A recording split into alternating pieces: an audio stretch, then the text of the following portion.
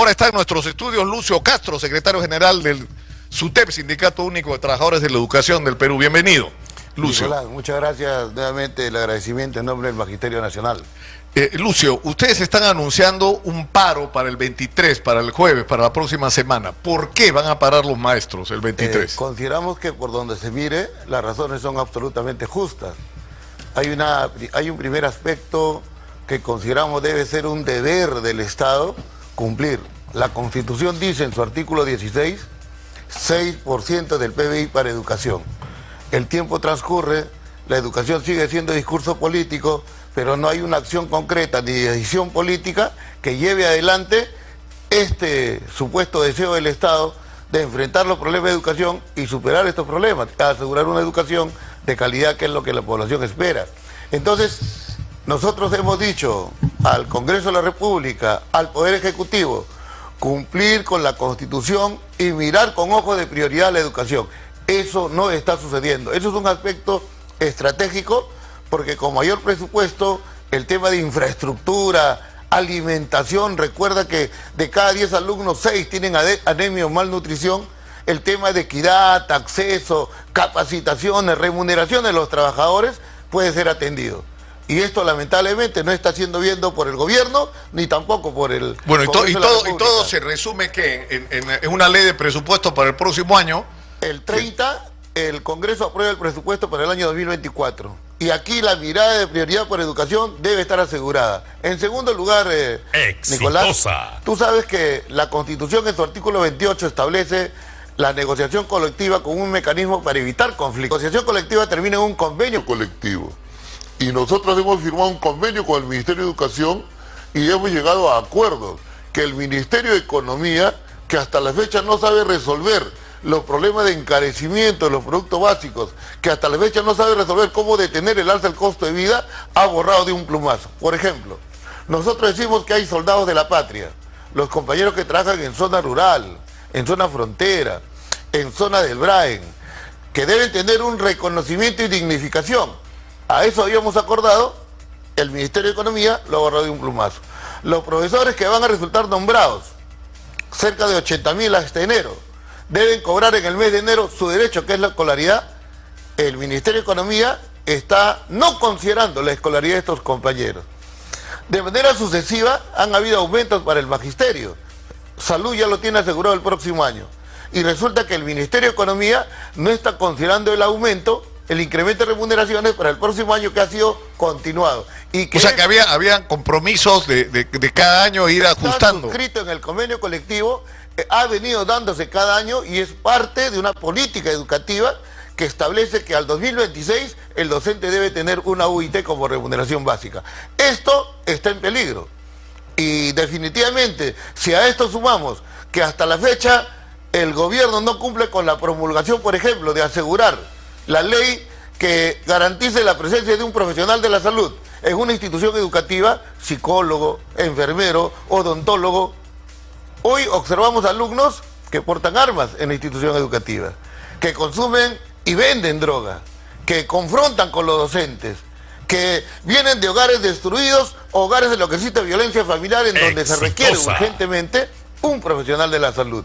Lamentablemente eso no se hace. Y consideramos que el gobierno y el Congreso de la República, con esta desatención a justas exigencias de los docentes y auxiliares de educación, lo que está generando es este paro nacional del 23, que tiene solución si es que hay la consideración en el presupuesto el próximo año de estas justas y legales exigencias.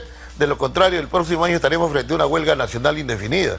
Nadie quiere esta situación, pero se está empujando a los trabajadores a llegar a esta situación. Increíble, porque que la Constitución... Estamos retrocediendo a etapas que ya...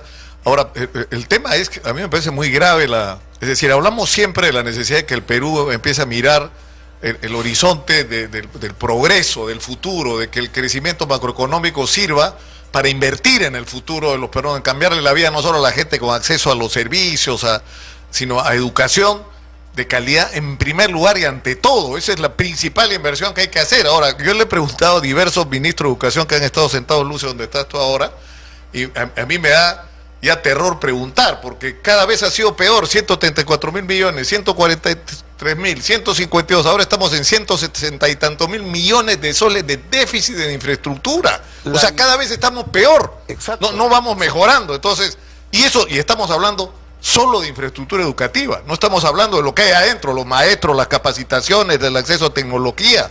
Exacto. Estamos asistiendo a un abandono histórico y estructural de la educación por los distintos gobiernos. Esa situación tiene que detenerse, tiene que cambiar y tenemos que asistir a un escenario en el cual aquellos que dicen tener preocupación por educación lo demuestren. Hoy es una oportunidad. Con el Congreso de la República que aprueba el presupuesto, decimos, la Constitución dice 6%, y todos nos dicen, ¿de dónde vamos a sacar dinero? Nosotros decimos, es factible, pero lo que tiene que haber es voluntad política para decirle a la población, decirle a la comunidad educativa, decirle al país que yo tengo preocupación por educación y el presupuesto no puede ser 4,3 del PBI, tiene que ser más, porque eso va a permitir enfrentar uno de esos problemas que es infraestructura, y también los otros. Entonces, aquí es importante la reflexión, es importante el agotamiento del diálogo, es importante que el Congreso mire con ojo de prioridad la educación, enmiende la plana del Ejecutivo, asegure un presupuesto idóneo y asegure que la Constitución sea respetada en lo que corresponde al convenio colectivo. Todo lo que se ha firmado en el convenio colectivo, el ministro de Economía, incapaz, que es el que debe renunciar, lo ha borrado de un plumazo y no lo considera en el proyecto de presupuesto. Evitemos conflictos, evitemos una futura huelga el próximo año, y esto creemos que es parte de la solución y del diálogo que debe establecerse hasta la aprobación del presupuesto de la República. El 24 de noviembre es el paro nacional. Y los maestros y auxiliares del país, los padres de familia, porque la educación es un tema transversal. Estamos planteando infraestructura, estamos planteando alimentación, estamos planteando equidad, acceso a la educación, que es responsabilidad del Estado, que lamentablemente a la fecha no lo asume con la seriedad. Estamos prácticamente ya un año de gobierno y hemos cambiado y no ha cambiado nada. La inseguridad sigue siendo un desastre o una preocupación de la población. El costo de vida sigue elevado. El encarecimiento de los productos de primera necesidad igualmente. El poder adquisitivo de los trabajadores, de los maestros y auxiliares, sigue siendo precarizado. Y necesitamos esos ojos de prioridad para la educación. Ahora, acá estuvo José Luna, el congresista José Luna, y nos planteó una información que a mí me resulta preocupante, porque revelaría que no nos están hablando claro. Él dice que la recaudación ha caído cerca del 20%, y eso es lo que está marcando el plan del presupuesto, lo cual supone incumplimiento de compromiso, porque por ejemplo en salud se supone que está resuelto, no está resuelto, está la cosa en salud, porque están recortando compromisos que habían estado cumpliendo todos estos años y que no lo pretenden no cumplirlo el próximo año, porque el Ministerio de Economía le han dicho que no hay recursos. Y incluso se está hablando, ayer hablaba con dirigentes CAS que me decían que tampoco se ha cumplido con ellos y que el temor que hay con respecto a los CAS indeterminados es que no se cumpla y que haya despidos masivos, sobre todo de los trabajadores CAS en todo el aparato del Estado, y de eso tampoco nos están hablando. Es decir, si hay un problema serio en la economía con la caída de la recaudación, con la caja del Estado, y hay que enfrentar esta situación, hay que discutirla abiertamente, ¿no? Y no que la gente se empiece a sorprender porque no le cumplen, como en el caso de usted, o porque la despiden en el caso de los CAS, que son miles, no son, los trabajadores CAS son, ¿cuántos? 300.000, 350.000. El nivel de sinceramiento es una obligación, es un imperativo. El nivel de diálogo que debe existir entre el empleador y los trabajadores igualmente. Y si hay necesidad de ajustes, lo debemos tener todos. Hace unos días el Congreso aprobó 10.000 soles de bonificación para los trabajadores del Congreso y los trabajadores de la administración pública, en el caso de educación, 220 soles. El tema remunerativo. La pregunta es qué hace la diferencia, ¿no?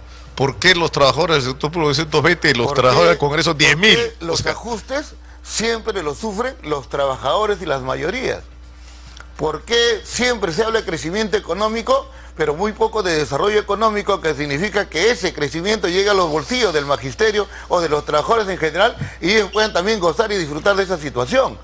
Esta situación de injusticia en el país no debe cambiar. Y eso lamentablemente se refleja pues en los niveles de datos estadísticos con relación a la aceptación, acercamiento, sintonía del gobierno o del Congreso con la población. Y estos señores tienen que reflexionar. Y repito, para educación, esa mirada de prioridad es fundamental. Las grandes naciones han alcanzado desarrollo justamente mirando la educación con prioridad, cosa que en el Perú no ha ocurrido de manera histórica, que ha generado todos estos daños estructurales que tenemos y que tienen que ser enfrentados.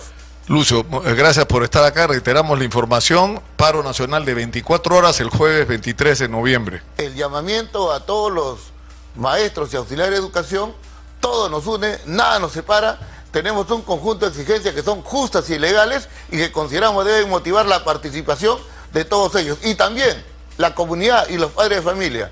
Alimentación de calidad para nuestros hijos, infraestructura de calidad, mirada de prioridad para la educación, movilización, paro nacional, 23 de noviembre. Muchas gracias, Lucio, por estar acá. Son las 10 de la mañana, vamos a la pausa, volvemos con más.